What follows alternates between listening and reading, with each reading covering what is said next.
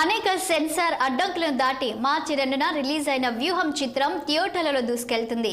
ఈ నేపథ్యంలో డైరెక్టర్ రామ్ గోపాల్ వర్మ చిత్ర యూనిట్ విజయవాడలోని జయరాం థియేటర్లో సందడి చేశారు. థియేటర్ వచ్చిన వర్మను చూసి అభిమానులు ఒక్కసారిగా చుట్టుముట్టారు.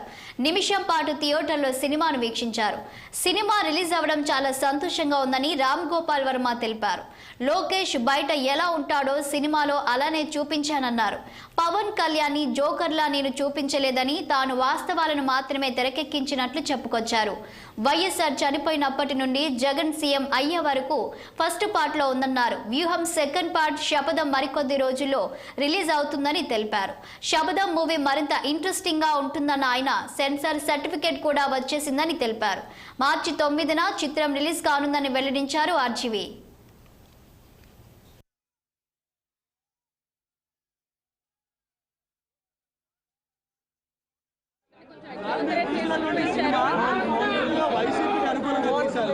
వైసీపీకి కోవల్లాగే మీరు పనిచేస్తున్నారనేటువంటి విమర్శ ఉంది.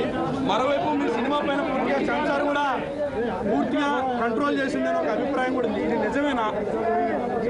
ఫస్ట్ మీ క్వశ్చన్, లోకేష్ ని బయట తను ఎలా ఉంటాడో అలాగే చూపించాను సజెషన్. వైసీపీకి ప్రో జగన్ నేను ఫస్ట్ నుంచి చెప్తానే ఉన్నాను. వైసీపీకి నాకు సంబంధం లేదు. సార్, లోకేష్ పాత్ర కూడా కించపరిచేలాగా తీశారు. కించపరిచేలాగా కాదు, ఆయన బయట ఎలా ఉంటారో అదే తీశాను. నా దృష్టిలో నాకు ఎలా కనిపించారో అదే తీశాను. పవన్ కళ్యాణ్ ఫ్యాన్స్ అందరూ కూడా పవన్ కళ్యాణ్ ఒక జోకర్లా చూపించారని చెప్పేసి విమర్శిస్తున్నారు. బయట రివ్యూలో కూడా చాలా మంది జోకర్ అని వాళ్ళు అంటున్నారు. పవన్ కళ్యాణ్ కూడా తన క్యారెక్టర్ మామూలుగా బయట ఎలా